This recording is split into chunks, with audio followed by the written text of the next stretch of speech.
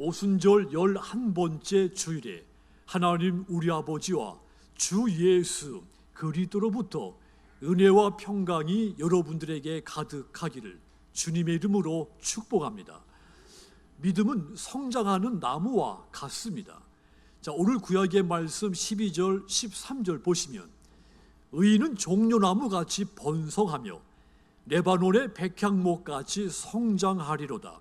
이는 여호와의 집에 심겼으며 우리 하나님의 뜰 안에서 번성하리라 그랬습니다. 의인은 믿음의 사람입니다. 믿음이 종려나무같이 번성하고 백향목같이 성장해야 한다는 말입니다. 믿음이 하나님의 뜰 안에서 무성하게 자라는 나무와 같아야 한다는 말입니다. 생물이 자라서 점점 커지는 것을 우리는 성장이라고 말합니다. 생명체는 일생 동안 세포가 커지고 세포수가 증가하면서 성장을 합니다. 토양, 양분, 햇빛, 식물을 성장시키는 조건들이 됩니다. 자, 인간이 성장하는 데도 조건이 필요합니다. 생애 주기에서 가장 왕성하게 자라는 시기, 그 성장 시기에 성장할 수 있는 조건이 주어지지 못하면 인간의 성장도 멈추게 됩니다. 모든 생명체 성장하는데 반드시 필요한 조건이 갖춰져야 한다는 뜻입니다.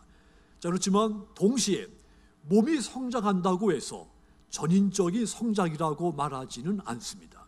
몸이 성장하면서 더불어 마음도 정신도 성장을 해야 됩니다. 자, 우린 그런 상태를 성숙이라고 말하죠.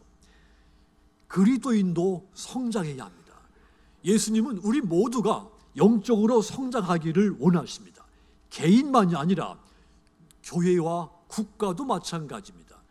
오늘 신약의 말씀, 하나님께서 이 바울의 입을 통해서 하나님이 우리에게 원하시는, 바라시는 것이 무엇인지를 말씀한 겁니다.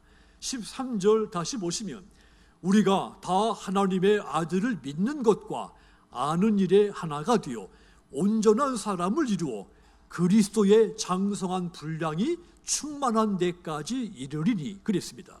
한마디로 하나님은 저와 여러분들이 그리스도의 장성한 분량이 충만한 데까지 성장하기를 원하신다는 뜻입니다. 그리스도인은 예수님 안에서 한 몸이 된 지체들입니다. 그래서 모든 지체들, 교회 안에 모든 성도들이 함께 믿음도 성장을 해야 됩니다. 자, 그래야 우리가 몸담고 있는 교회도 성장하며 교회가 성장할 때 하나님의 나라 또한 더욱 확장돼 나갈 수 있게 되는 겁니다. 그래서 내 믿음의 성장이 더디거나 정체되어 있다면 그 원인과 이유가 무엇인지 성찰하고 신속하게 방향을 전환해야 되는 겁니다. 그렇다면 여러분, 예수님의 지체된 저와 여러분들의 믿음이 성장하기 위해서는 어떻게 해야 되겠습니까? 가장 먼저 내 믿음이 성장하는데 가로막고 있는 장애물이 있습니다. 그 장애물 단호하게 제거시켜야 됩니다. 야산에 가면 가장 골칫거리 된 식물이 하나가 있습니다. 바로 칡농쿨이죠. 본래 이 칡농쿨은 약재로도 쓰였고 또 마시는 음료로도 쓰인 식물입니다. 이 칡의 뿌리는 배고픔을 달래주는 구황식물이기도 했죠. 또 이 칡의 넝쿨은 밧줄로도 아주 유용하게 사용됐던 식물입니다. 그래서 과거에는 산에 칡농쿨을 볼 수 없을 만큼 많은 사람들이 캐갔죠. 자, 그런데 양식이 풍부해졌고 또 플라스틱 노끈이 발명되면서 아무도 칡농쿨을 베가는 사람이 없어졌습니다. 그 결과 이 칡농쿨이 다른 나무들 모두 덮어버려서 다른 나무들이 성장하는데 장애물, 골칫거리가 된 겁니다. 자, 이 칡농쿨이 다른 나무들의 성장을 막고 있는 것이죠. 이 칡농쿨을 제거해 줘야 다른 나무들이 건강하게 성장할 수 있습니다.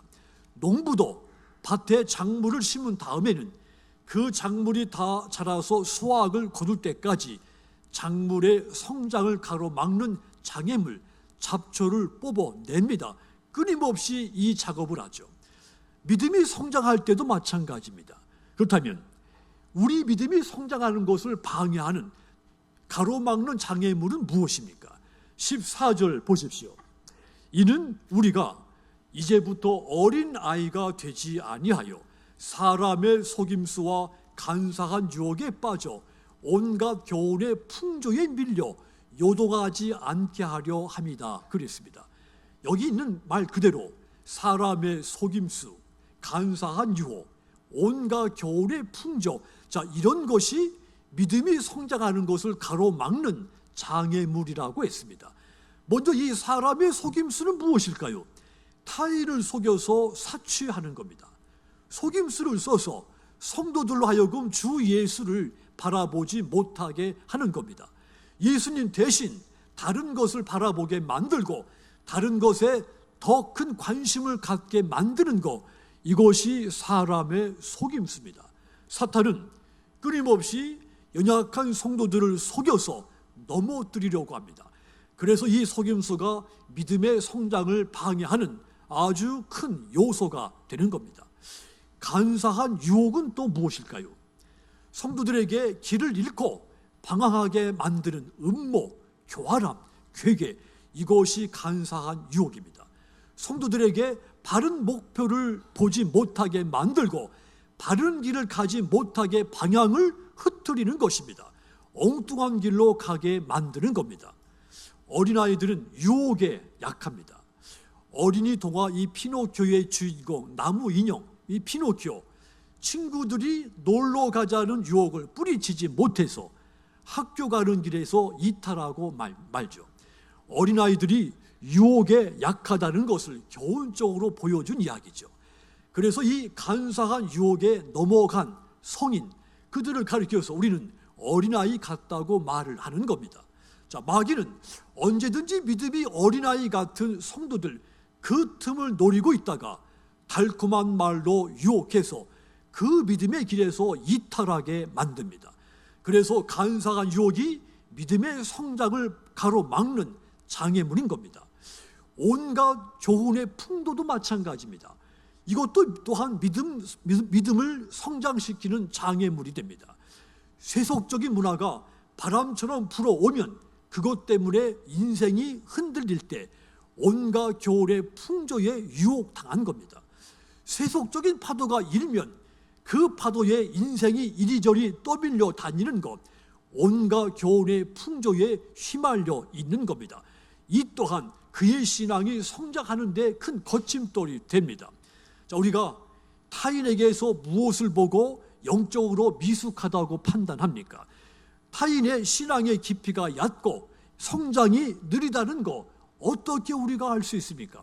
온갖 교훈의 풍조에 휩쓸려서 중심을 잃고 크게 흔들리는 것을 보면 그의 믿음이 미숙하고 그의 신앙이 얕고 그의 믿음의 성장이 더디다는 것을 알 수가 있습니다. 세상은 끊임없이 저와 여러분에게 유혹합니다. 물질, 명예, 쾌락으로 우리를 끊임없이 흔들어 댑니다. 이것을 얻지 못하면 마치 내가 실패한 인생인 것 같이 생각하게 만듭니다. 과연 그 말이 옳은 것처럼 여겨지게 만들기도 하죠. 하지만 여러분, 이 온갖 교훈의 풍조에 휩쓸리면 믿음 그 즉시 멈추게 됩니다. 그래서 온갖 교훈의 풍조 또한 믿음이 성장하는 것을 가로막는 아주 큰 장애물인 겁니다. 그렇습니다. 사람의 속임수, 간사한 유혹, 온갖 교훈의 풍조, 믿음이 성장하지 못하게 만드는 장애물들입니다. 그러므로 우리에게 이런 것들이 찾아올 때 단호하게 제거해야 됩니다. 이 장애물 넘어서지 못하면 내 신앙 또한 멈춰버리기 때문입니다. 자, 그런데 여러분, 믿음이 성장하는데 또 다른 걸림들도 있습니다. 그 앞에 것이 다가 아닙니다. 영적인 자만심 또한 우리 신앙의 성장을 막는 장애물입니다. 이 덫에 걸리면 성장을 본능적으로 싫어하거나 기피하게 됩니다. 이 정도면 됐지. 내가 지금 이만큼 신앙생활을 하는 거 이 정도면 충분하지 않은가. 이 만족감에 사로잡힐 때가 있습니다. 그때 사람들이 더 나은 성장 도모하려고 하지 않게 됩니다. 그런데 그 순간이 가장 위험한 순간인 겁니다. 바리새인들이 그러했죠. 율법을 잘 지켰기 때문에 스스로 자신들을 신령한 사람이라고 자부하며 살았습니다. 그런데 예수님은 그 바리새인들 향해 진노하고 책망을 했습니다. 그러므로 여러분, 믿음이 성장하기 위해서는 자신이 영적인 자만심의 포로가 되어 있지 않는가 냉철하게 점검해야 됩니다. 그래서 바울 고린도전서 10장 12절에서 이렇게 경고했죠. 그런즉 선줄로 생각하는 자는 넘어질까 조심하라. 따라합시다. 넘어질까 조심하라. 스스로 신령한 사람이라고 생각하는 그 사람, 그 자만 때문에 넘어져 파멸할 수 있다는 겁니다. 그 사실 언제든지 주의하라고, 조심하라고 권고한 겁니다. 영적인 자마심이 영적인 성장을 방해하는 거침돌이 된다는 뜻입니다. 그러므로 여러분, 이 바울의 고백처럼 현재의 믿음에 안주하지 말고 믿음의 성장을 위해서 믿음의 성장을 가로막는 이 장애물들 하나씩 하나씩 단호하게 제거하시기를 바랍니다. 그리하여 그리스도의 장성한 분량이 충만한 데까지 이르러 온전한 주님의 몸을 이루시는 저와 여러분들 다 되시기를 주님의 이름으로 축복합니다. 또한 믿음이 성장하려면 어떻게 해야 될까요? 내 믿음의 목표가 뚜렷해야 됩니다. 내 신앙의 목표가 분명할 때 내 믿음이 성장을 합니다. 목표가 시시하면 성장도 더딜 수밖에 없습니다. 시시할 수밖에 없습니다. 믿음의 목표가 뚜렷하고 선명할 때 내 신앙이 조금씩 성장해서 마침내 영적인 거인이 될 수가 있습니다. 그렇다면 우리 믿음의 목표가 무엇입니까? 13절 끝에 보면 그리스도의 장성한 분량이 충만한 데까지 이르리니 그랬습니다. 15절 보십시오. 오직 사랑 안에서 참된 것을 하여 범사에 그에게까지 자랄지라. 그는 머리니 곧 그리스도다 그랬습니다. 자, 여기서 이르리니 이 단어, 목표에 도달한다는 말입니다. 그 목표가 바로 예수님입니다. 자, 믿음의 목적이 예수님에게 이르러야 된다는 뜻입니다. 하지만 여러분, 인간이 어떻게 예수님의 수준에 완벽하게 이룰 수 있겠습니까?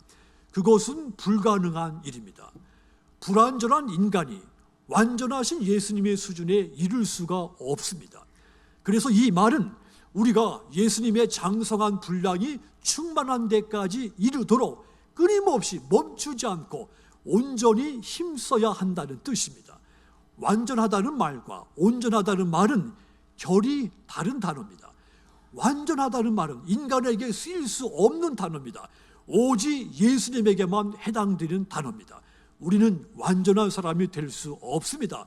단지 우리는 예수님을 믿음으로써 온전한 사람이 될 수 있는 겁니다.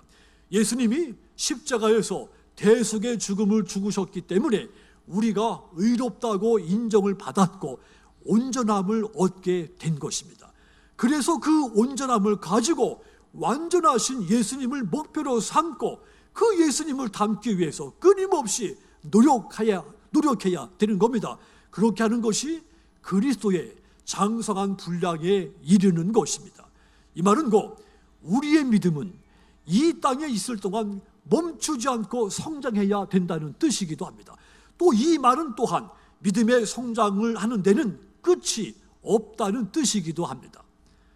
그러면 여러분, 믿음의 목표가 예수님으로 분명해진 사람은 어떻게 행동을 합니까? 첫째로 자신의 삶을 통해 예수님이 누구인지를 타인에게 보여주게 됩니다. 자, 우리가 예수님을 완벽하게 닮거나 본받지는 못해도 내 일상 속에서 그분이 누구인지는 타인에게 보여줄 수는 있습니다. 그런 사람이 그리스도의 장성한 분량에 이른 사람이 될 수 있는 겁니다. 세상 사람들이 그런 나를 보고 예수님을 발견하고 예수님을 믿고 구원을 받았다면 내 믿음은 조금씩 성장해 가고 있다는 증거가 되는 겁니다. 두 번째로 믿음의 목표가 분명해진 사람은 두 번째로 믿는 것과 아는 것이 하나가 돼 있습니다. 13절 앞부분을 보시면 우리가 다 하나님의 아들을 믿는 것과 아는 일에 하나가 되어 그랬습니다. 그렇습니다. 믿는 것과 아는 것은 언제든지 하나입니다. 이 둘은 결코 분리될 수 없는 구원의 진리입니다. 하나님의 아들 예수님을 믿는다고 하면서 예수가 누구인지를 알지 못한다거나 반대로 예수가 누구인지는 아는데 그를 구세주로 믿지 않는다면 이것은 성장한 믿음이 아닌 겁니다. 성경에는 귀신들도 예수님이 하나님의 아들이신 것을 잘 알고 있다는 것을 보여줬습니다. 누가복음 8장 28절 보시면 예수를 보고 부르짖으며 그 앞에 엎드려 큰 소리로 불러 이르되 지극히 높으신 하나님의 아들 예수여, 당신이 나와 무슨 상관이 있나이까? 당신께 구하노니 나를 괴롭게 하지 마옵소서 그랬습니다. 귀신들은 예수님이 자기들을 무저갱에 떨어뜨릴 수 있는 분이고 천지를 주관하신 분인 것을 이 귀신들도 예수님이 그런 분인 것을 알았다는 뜻입니다. 자, 그런데 이 귀신들 나를 괴롭게 하지 말라고 요청을 합니다. 이 귀신들 예수님은 알고 있었지만 예수님이 자기들과 상관이 없다고 말을 한 겁니다. 아는 것과 믿는 것이 하나가 아닌 겁니다. 그래서 그들은 예수님의 적이 사탄, 마귀, 악의 존재인 겁니다. 그렇다면 여러분은 예수님께서 저와 여러분의 죄를 대신해서 십자가에서 죽으시고 부활하시고 다시 오실 것을 알고 믿으십니까? 이것을 아는 거, 이것을 믿는 거, 어느 한쪽만 앞서거나 어느 한쪽만 뒤쳐져도 온전한 믿음이 아닙니다. 믿는 것만 있어도 온전치 못하고 아는 것만 있어도 온전치 못한 겁니다. 둘 중 하나라도 결여되어 있다면 뒤뚱대거나 기형적인 믿음이 되는 것입니다. 덮어놓고 믿으라, 이렇게 말하는 사람이 있습니다. 이것은 매우 어리석은 말입니다. 도대체 덮어놓고 무엇을 어떻게 믿을 수 있다는 말입니까? 알고 믿어야 그 믿음이 성숙한 믿음이 되는 겁니다. 이렇게 하나님의 아들을 믿는 것, 아는 일에 하나가 될 때 비로소 온전히 성숙한 신앙이 됩니다. 그가 바로 그리스도의 장성한 분량에 이른 사람이라고 인정을 받게 되는 겁니다. 그러므로 여러분의 신앙이 성장하기 위해서 예수님을 목표로 삼으시고 신앙과 지식이 믿는 것과 아는 것을 조화롭게 하셔서 그리스도의 장성한 분량이 충만한 데까지 이르시는 저와 여러분들이 다 되시기를 주님의 이름으로 축복합니다. 또한 영적으로 성장을 하려면, 우리 믿음이 성장하려면 진리 위에 서야 됩니다. 진리에서 떠나는 순간 믿음 또한 멈춰버리게 됩니다. 우리의 신앙이 멈추지 않고 끊임없이 성장하려면 내가 어디에서 어떤 환경 속에 있더라도 진리 위에 서 있어야 되는 겁니다. 15절 다시 보십시오. 오직 사랑 안에서 참된 것을 하여 범사에 그에게까지 자랄지라. 그는 머리니 곧 그리스도다 그랬습니다. 참된 것은 진리입니다. 우리의 신앙이 힘있게 성장을 하려면 언제나 진리 위에 서야 한다는 뜻입니다. 그러면 이 참된 것, 진리는 무엇입니까? 시편 31편 5절을 보면 내가 나의 영을 주의 손에 부탁하나이다. 진리의 하나님 여호와여, 나를 속량하셨나이다 그랬습니다. 요한복음 17장 17절도 보면 그들을 진리로 거룩하게 하옵소서. 아버지의 말씀은 진리이니라 그랬습니다. 자, 성경은 하나님이 진리라고 했고 하나님의 말씀이 진리라고 증언한 겁니다.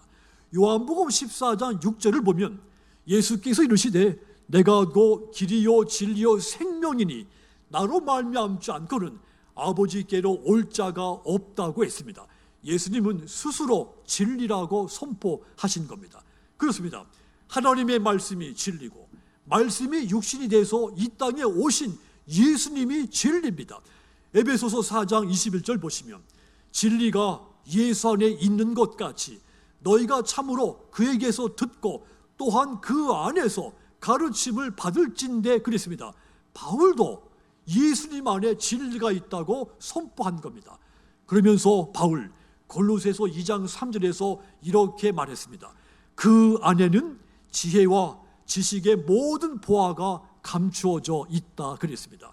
진리이신 예수님 안에 지혜와 지식의 모든 보화, 그곳에 감추어져 있다고 했습니다. 그래서 진리이신 하나님 말씀을 따라 살고 진리이신 예수님을 따라 행할 때 우리의 믿음이 그리스도에게까지 자랄 수가 있는 겁니다. 그러므로 여러분, 범사의 진리 위에 굳건히 서시기를 바랍니다. 하여 그리스도의 장성한 분량에 이르기까지 여러분의 신앙이 성장하기를 주님의 이름으로 축원합니다. 그런 여러분들을 통해서 가정과 교회와 하나님의 나라가 세워지고 확장되기를 주님의 이름으로 축복합니다. 사랑하는 성도 여러분, 하나님의 나라는 확장성이 있습니다.